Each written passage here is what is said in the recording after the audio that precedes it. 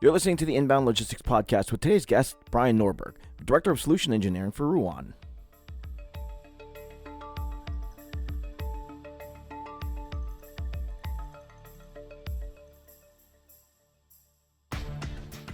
Your supply chain relies on many moving parts that have to coordinate seamlessly to function well. If there's a slight misstep in your freight network, the effects can become disruptive on an exponential scale. That's why regular evaluations of the networks are so important to keep things on track. So what's involved in a comprehensive network evaluation? Brian Norberg, Director of Solution Engineering for Ruan, takes us through some of the steps to make your network work for you. Joining us on the Inbound Logistics Podcast today is Brian Norberg, Director of Solution Engineering for Ruan. Brian, thank you so much for joining us today. Thanks for having me. It's great to have you. Looking forward to our conversation. Today we're going to be talking about reevaluating your freight network in 2025. But before we get to that, Brian, do us all a favor. Give us an introduction to who you are and what you're doing in the industry and what you're doing with Ruan today. Sure. So Brian Norberg, I've been in transportation for about 20 years, 15 years with Ruan. I've had some roles in operations, and then, but most of my career has been spent in the supply chain engineering space.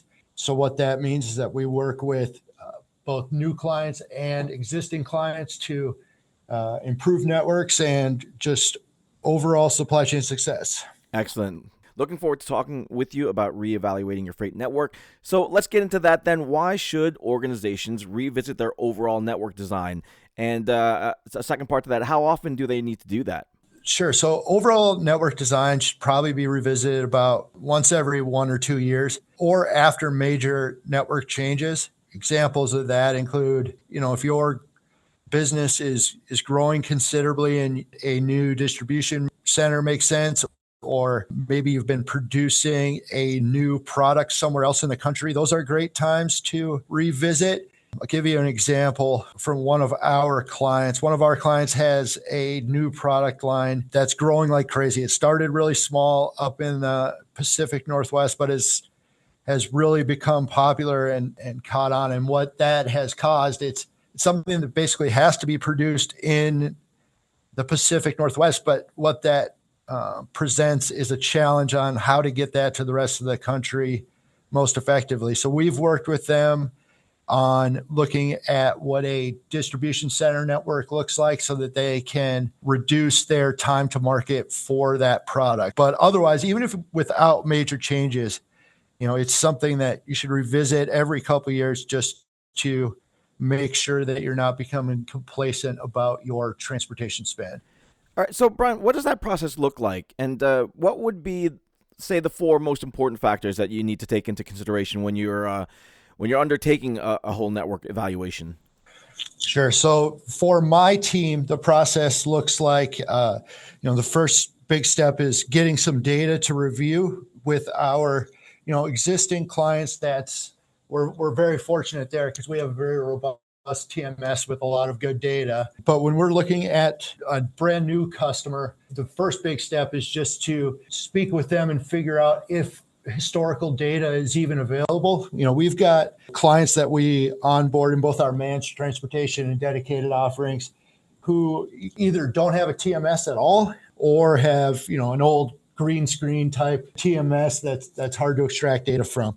But once we've got that data, the next important thing is to make sure that we have some buy-in from the organization. We can come up with the best network solution in the world, but if we don't have the buy-in to get it implemented, it can be, a waste of time. The other thing that's important to consider at the beginning is what time of year you'd like to implement any significant changes. The worst thing we would want to do is come up with, some changes that we believe would save a lot of money for the network, but, implement it right before heavy retail season or whenever that client's busy season is, because you're just setting yourself up to fail at that point. And the last one is, what would you like the end goal to be? Would you like, your internal transportation team to continue to execute? We help clients with that, just doing kind of more like a consulting engagement. But we want to talk with you about what you can outsource to Ruan, whether that be a dedicated fleet or a managed transportation offering. We honestly, our best customers and our best network solutions involve Ruan doing both your third-party transportation and supporting with a dedicated fleet as needed.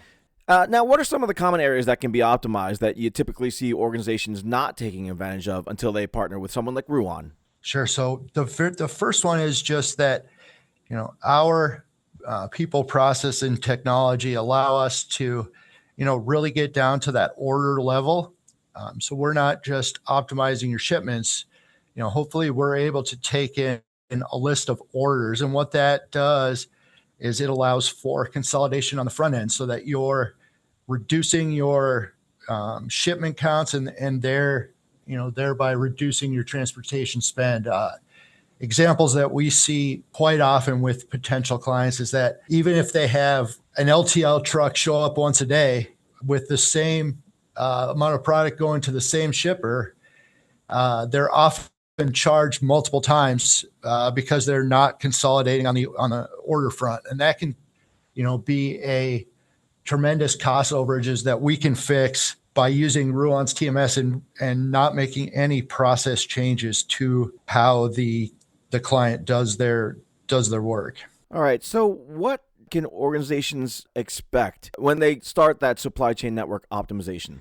Yeah, let me give you a couple kind of our four main goals that we have from a supply chain network optimization. The overarching goal is to lower transportation spend, and even better if we can understand your warehousing costs, your handling costs along with that, we can actually look at lowering your total landed cost of goods. Our second one, especially in this modern age when we have Amazon having stuff show up at your doorstep in just a few hours, everybody is very concerned about transit time. One of our main goals is to really look at how we can improve your transit time to your customers. I would say most of the asks that we get from existing customers are, hey, help me figure out how I can distribute to my entire network in 2 days instead of having some 3 or 4 day outliers. It's obviously a very high priority for most businesses in 2024. Another one is improved emission standards. We have a great emissions reporting system that we've come up with internally. We've got a handful of data scientists working on emissions models so that as a customer, you can report to your sustainability department or even to your clients on what kind of carbon footprint you're causing and what we can do, what Ruan's network optimization can take out of your network. We're seeing, when we get pre-RFP questionnaires and stuff, almost every potential client is asking about sustainability initiatives these days. So Ruan is a great resource for figuring out how to both report and reduce emissions. And then the last one is another important one where we really do try to and see from the network optimization that you're going to get higher on-time delivery percentage out of this, because what we do is try to just minimize the potential disruptions in your network. A good example of that is our consolidation algorithms in our TMS will allow a lot of LTL freight to potentially be converted into truckload where it makes sense. And, by doing that, you're reducing handling time, the amount of times that things are touched, and, reducing potential damage and just overall delays that affect that on-time delivery percentage. All right. I want to go back to something you mentioned earlier. You talked about team buy-in. How important is team buy-in, and when should that be done? And when you're talking about the team, who is that consist of? Team members or partners? Can you explain a little bit more about that? Sure. So what we do at the beginning of any network engagement is a statement of work, which lays out, how much time we think it'll take, which engineering resources we'll need on the Ruan end. But more importantly, who the stakeholders on the customer side are. We do this so that we make sure that the right levels of the organization support the effort before we go forward. That's typically we see at maybe the director of transportation level or above, just so that as we spend time on that, we get, the right resources responding to us, providing the data we need.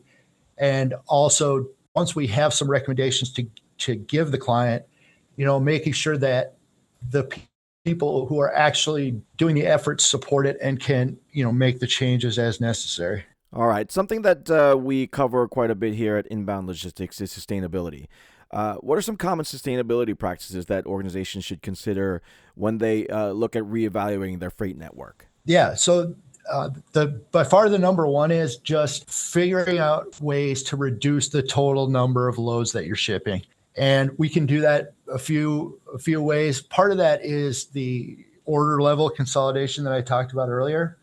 What that does is it gets LTL freight out of the network and reduces miles because shipments reduces overall carbon footprint just because you're having fewer trucks on the road. That's the best way. You can, route better and do things that create marginal gains. But if you're able to actually reduce the number of trucks on the road that it takes to haul your freight, that's where you're going to see the big lift in, improved emissions output. The other one that we've been doing a lot at Ruan lately is looking at EV truck options.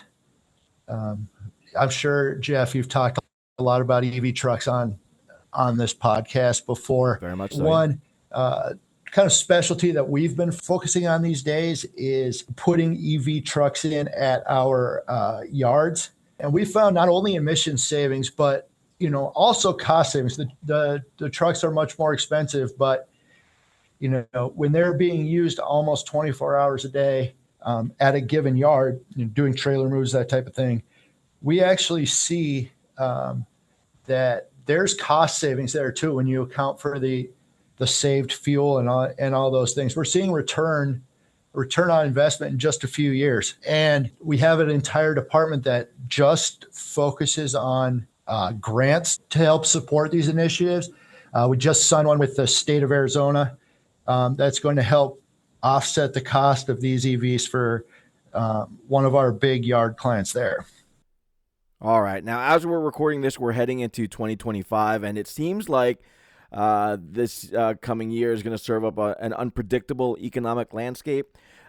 Is that the best time to look into reevaluating your freight network? And why would that be, considering the unpredictability that you're going to have to deal with? Sure. So it is a very good time to evaluate your network.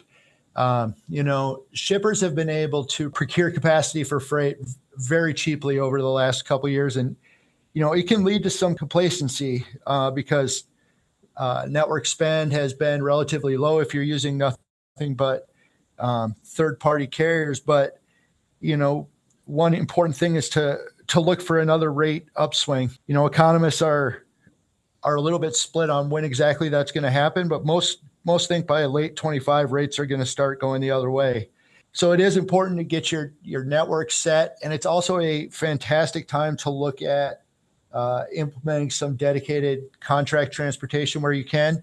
And the reason for that, Jeff, is that, when we look to implement a dedicated solution for a customer, you're locking those rates in over the life of a 3 to 5 year contract. So you know what your spend is going to be and have some control over that for 5 years instead of riding the market. You look at our, dedicated clients who we had, let's say we signed a deal with them in 2018 or 2019.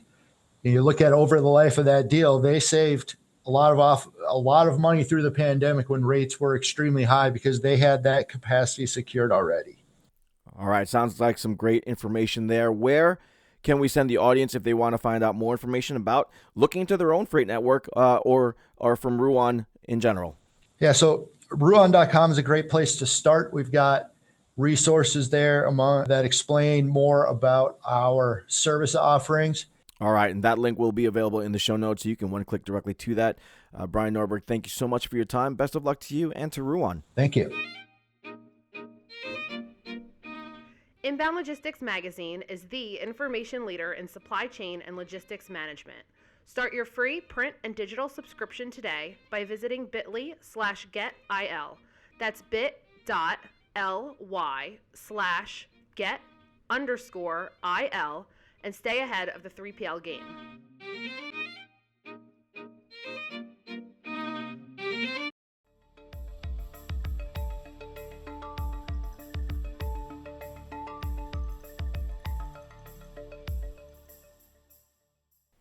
The Inbound Logistics Podcast is a production of Inbound Logistics Magazine. For the most in-depth information around logistics, transportation, and supply chain practices, get your free print and digital subscription at inboundlogistics.com/subscribe. Connect with us via LinkedIn, Twitter, Facebook, and YouTube for the most current developments in the industry. If you'd like to leave us some feedback or have a topic you'd like to see covered in a future episode, call our Dialog line at 888-878-3247 or leave us an email at podcast@inboundlogistics.com. I'm your host, Jeff Vita. Thanks for listening, and we'll catch you next time here on the Inbound Logistics Podcast.